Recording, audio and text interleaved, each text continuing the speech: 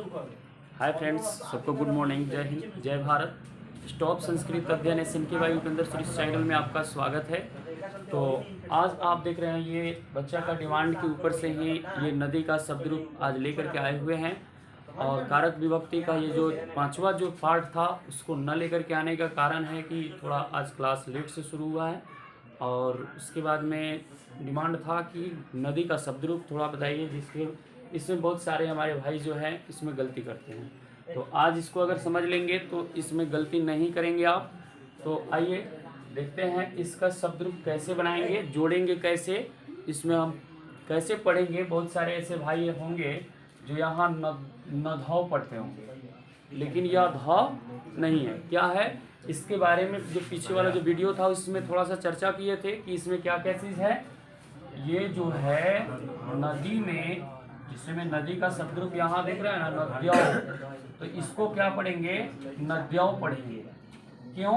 क्योंकि देखिए ये ऐसा, ये जो वर्ण आप देख रहे हैं यह क्या है, इसमें आधा द और आधा यह दोनों आपस में मिल करके तब क्या बनाता है, इसको पढ़ते हैं नद्य। तो हम क्या पढ़ेंगे, सबसे पहले पढ़ेंगे कैसे। पढ़ने में भी हमारे भाई बहुत सारे ऐसे गलती करते हैं। तो देखिए लिखा हुआ है नदी, नद्याओं, नद्याओं पढ़ेंगे। यहाँ क्या पढ़ेगा, नद्या, नद्या पढ़ेंगे। नदीम, नद्याओं, नदी, नद्या, नदीभ्याम, नदीभी, नद्याय, नदीभ्याम, नदीभ्य, नद्या, नदीभ्याम, नदीभ्य, नद्या, नद्यो, नदीनाम, नद्याम, नद्यो, नदीसु, हे नदी, हे नद्यो, हे नद्य। ये क्या है, तो नदी का शब्द रूप है। तो इसमें आपको पढ़ने में दिक्कत अब नहीं होना चाहिए, क्योंकि यहाँ क्या, इसमें क्या क्या वो कौन कौन सा वर्ण है, तो द और यह दोनों आपस में मिला करके ये द बनाता है। जिस तरह से आप विद्यालय में आप देखते हैं, लिखते हैं ना ऐसे विद्यालय, तो विद्यालय पढ़ते हैं। क्यों? क्योंकि यहाँ उसको भी तो जिनको, यानी कि यहाँ पढ़ने में द और य है, तो यहाँ जिनको दिक्कत है तो इसको भी तो विद्यालय पढ़ना चाहिए। तो यहाँ से आप समझ सकते हैं कि यहाँ क्या क्या है, द और य। ये विद्यालय ऐसे भी लिखा जाता है। अगर आपको आप ऐसे भी अगर लिख देंगे तो ये गलत नहीं है। तो इसके बारे में इसके पहले वाला जो वीडियो है उसमें भी बताए हुए है ना जी, तो उसमें भी आप जान रहे हैं। लेकिन यहाँ नदी के शब्द रूप में आप यहाँ समझ लिए कि ये द और य का मात्रा है इसमें।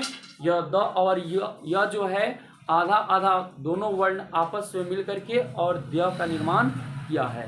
तो आप क्या समझे, ये इसमें किसी को गलती नहीं ना होगा पढ़ने में, नहीं होगा। तो फिर देखिए यहाँ समझेंगे कि इसका शब्द रूप के ऊपर कौन कौन से, यानी कि जो नाम आएगा जो नदी के शब्द रूप पर आएगा।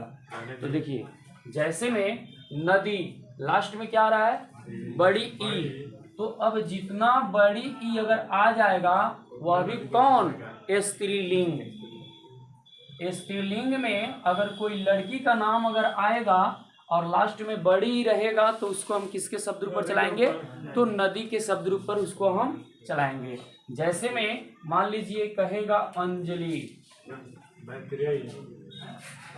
या जननी, जननी मीन्स माता, ये सब क्या है, स्त्रीलिंग है ना। उसके बाद में देवी,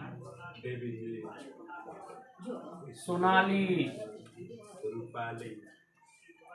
ये सब लास्ट में क्या मिल रहा है, बड़ी, बड़ी सब में मिल रहा ना।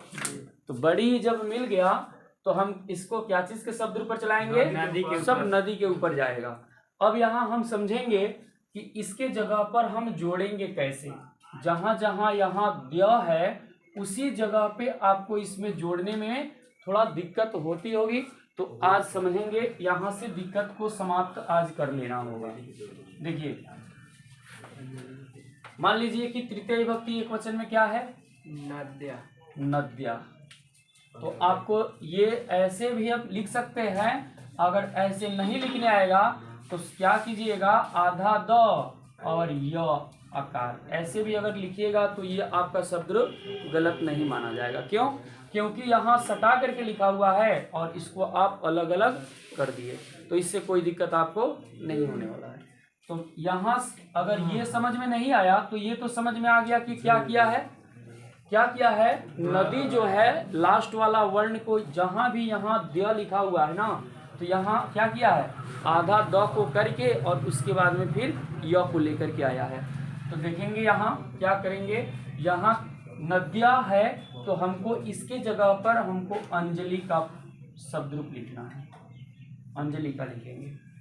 तो कैसे करेंगे, तो देखिए सबसे पहले हमको तो जो शुरू वाला है यहाँ तक तो कोई परिवर्तन नहीं है, न यहाँ है, इसमें 2 यानी कि वर्ण है और इसमें 3 वर्ण से लिया गया है, तो 2 वर्ण है, तो हमको सिर्फ किससे मतलब है, लास्ट वाले वर्ण से। तो लास्ट वाला वर्ण क्या है, ल, ल है ना, तो हम क्या करेंगे इसकी जगह पर अंज, यहाँ आधा वर्ण लास्ट वाले वर्ण को आधा कर दिया है, तो हम भी इस ल को क्या करेंगे, आधा कर देंगे। ठीक है, जब आधा कर देंगे उसके बाद में यहाँ क्या चीज आया है, या को ला करके जोड़ा गया है, तो यहाँ या को हम ला करके जोड़ लेंगे। यहाँ कह रहा है कि नद्या, तो यहाँ अंजल्या, समझ में आया।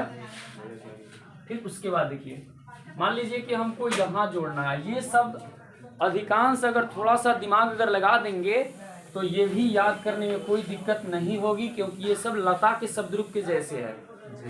लता के शब्दरूप के जैसे के यहाँ क्या होता है, लत्या होता है, लिया होता है ना, लत्या, यहाँ लताया होता है, यहाँ क्या है, लताया होता है, फिर यहाँ क्या है, लताया होता है। बस इसमें फर्क यही है कि इसमें आगे वाले जो सबसे लास्ट वाला वर्ण है उसको आधा कर दिया है। तो आपको क्या करना है, लास्ट वाले वर्ण को आधा कर दीजिएगा और उसके बाद में जो वर्ण जो जोड़ा गया है य, उसको ला करके मिला दीजिएगा। तो ये आपका, ये इस पर दिमाग लगा दीजिएगा थोड़ा सा, तो समझिए कि ये भी इसको याद करने की कोई ज़रूरत नहीं है, क्योंकि आप लता का शब्द रूप पहले से आप याद करके और अपने दिमाग में इसको रखे हुए हैं। तो ये नदी को भी शब्द रूप याद करने में आपको समय नहीं लगना चाहिए, क्योंकि दिमाग लगाइएगा कि जहाँ भी ऐसा वर्ण मिलेगा समझिएगा कि लता का शब्द रूप यहाँ आया है। सभी लता का ही शब्द रूप यहाँ म होता है, म तो होवे करता है ना, सभी में अधिकांश यहाँ देखने को मिलता है, म द्वितीय विभक्ति में म मिल ही जाता है। तो यहाँ हम समझे क्या कि नदी का शब्द रूप सेम लता के जैसे है, बस फर्क यही है, समझना है।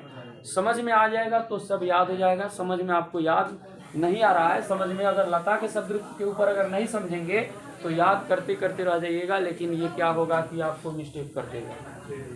तो समझ लीजिए कि लता के शब्द रूप के ऊपर मान लो कि यहाँ पंचमी विभक्ति एक वचन में क्या है, नद्या, नधा नहीं, नद्या, नद्या है। तो इसके जगह पर मान लीजिए कोई ऐसा नाम बोलिए जो लास्ट में है ना, जननी है ना, जननी के ऊपर हमको ये जननी का ये शब्द रूप है, इसको हम नदी के शब्द रूप पर अगर ले करके जाएंगे तो यहाँ क्या हो जाएगा, ज न, और लास्ट वाला वर्ण को क्या करेंगे, आधा न, और उसके बाद या अभी। समझ में आया, बन जाएगा ना अब। तो ये थोड़ा कंफ्यूज करता है, तो यहाँ कंफ्यूज नहीं होना है। आपसे क्वेश्चन जो है, क्वेश्चन का पैटर्न कैसे पूछता है, कह देगा नद्या कौन सा विभक्ति है, तो नद्या कौन सा विभक्ति है, पंचमी विभक्ति। उसके बाद में ये कह देगा नद्या कौन सा विभक्ति है, तो प्रथमा विभक्ति। क्वेश्चन आपका ऐसे भी पूछा जाता है, नहीं होगा तो 2 से 3 दिन के अंदर में जो जब कारक और विभक्ति जब समाप्त करेंगे तो उस समय में सिर्फ ऑब्जेक्टिव का यानी कि आपका ये ऑनलाइन यानी कि लाइव टेस्ट आपको देखने को मिलेगा। तो उससे आपको सेम टू सेम कैसे क्वेश्चन पूछता है, वहाँ जितना भी अगर क्वेश्चन रखेंगे वह सब आपके यानी कि एग्जाम के लिए सबसे इम्पोर्टेंट रहेगा, और कैसे क्वेश्चन पूछा जाता है वहाँ से आपको समझ में आएगा। तो आज ये नदी का शब्द रूप में किसी को दिक्कत है, यहाँ किसी को समझ में, सब किसी को आया ना। तो चलिए फिर मिलते हैं नेक्स्ट वीडियो के साथ, और अगला वीडियो फिर आपको वहीं मिलने वाला है, कारक और विभक्ति का पंचम पार्ट, क्योंकि कारक और विभक्ति सबसे इम्पोर्टेंट आपके एग्जाम के लिए है। यहाँ नदी का शब्द रूप बीच में लाने का कारण है कि नदी का शब्द रूप में हमारे बहुत सारे ऐसे भाई हैं जिनको समझ में नहीं आ रहा था, और वहाँ से इसलिए समझा रहे हैं ताकि यहाँ कोई बच्चा, यहाँ हमारे भाई जो है यहाँ गलती नहीं करे। तो फिर मिलते हैं नेक्स्ट वीडियो के साथ। जय हिंद, जय भारत।